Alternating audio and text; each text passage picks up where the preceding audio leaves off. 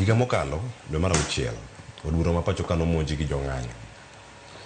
Kawuono dwe mar 7 jaod bura e kaunti ma Nairobi kaachiel koda ka jood bura mamoko chal ka gima nie ng'wech mar keto gini e tim. Mokwongo mar mondo mi giritre giwegi kaachiel koda ka kuonde mamoko ma sirkal nitie kod apise. En gima gidakingore kendgi koso nitie pach japiny ma bende nyalo winyi kar ka. Sama gikingore kendgi kata sama giketo ohinga machalo kama, depo ni gibero korgi to jopiny ginyo. Erokamano Cleophas. Ka dwa kwongo kod mokwongo en ni kaka ja Nairobi mane nitiere ng'anyo ma endo timre last week. Number one, ng'anyo no king'eyo ng'enyne ne obedo interrupted kod police.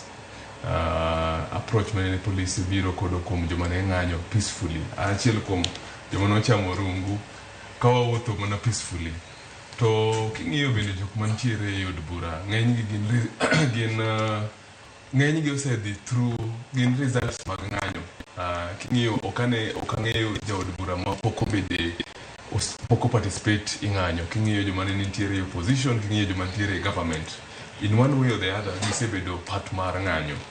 To seche moko mani luongo ni reactional approach. Seche moko ijun ka ne tiendi ili tidwaro mondo kuri ng'ad tiendi no kanyo kuma tiendi ma ili no, instead mar kaka DJ wacho mar ng'iyo no gimane monyalo chiedho kod wach ma ng'anyo no.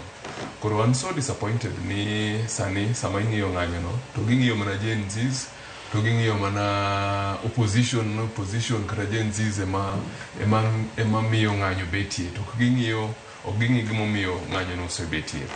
But gima dwa wacho ni jotendwa ni one, nene gi downplay wach ma ng'anyo no sama nene chakre, no onge kuma wahiago bro dhiye, nomago tumre dhi na nyiewo chips, ji order Uber to dhi kao KFC. But gima nyalo wacho ni even if bill no bro go through, proposal no bro go through, number one, generation model kodogi very innovative. They'll find a innovative way ma pod gibro bedo kod ng'anyo. Number two, money generation ma very resistant, gima gidwaro maber sana en bet piny mondo ilos kodgi. Ma kiwacho no, naneno clip moro ma ka nyathi moro wacho an gima adongo e ngima mara ni my miserable life. So ng'at midwa keto no mondo koro idwa loro no to osewacho ne she has nothing to lose apart from her miserable life. King'iyo sama nene ng'anyo ne timre, ojende kaka nene laure go police sama nene confrontation osebetie, yalo ng'isi nu gidhi mbele, ka gidhi mbele bugi keto ng'anyo no, it's them against the people. To amor sana kaneno kate pinywa makaluo ka jogwa mang'eny oseng'eyo ni institutions magwa mang'eny osebedo kuma ntiere nikech wach mang'anyo. Leadership change mang'eny nikech wach mang'anyo.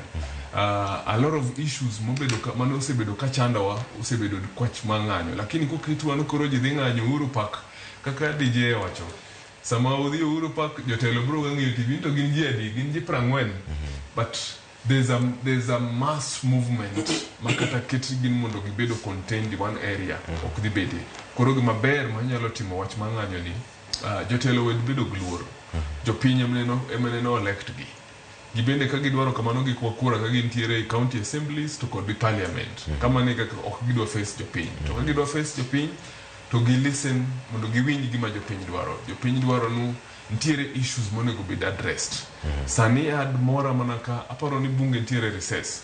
Ad mora ka jo wabunge te odoko dhi winje maoni mag jopiny gimomiyo ng'anyo no betie. Bang' mano to Kenya dhi mbele. Onge ng'ama dwaro ni mondo bedi street. Onge ng'ama moro ni pile wadhi street ni wadhi ng'anyo. To ji dhiga mana ng'anyo kaluwre kod problems, social issues matindo ma ka government nyalo sort out to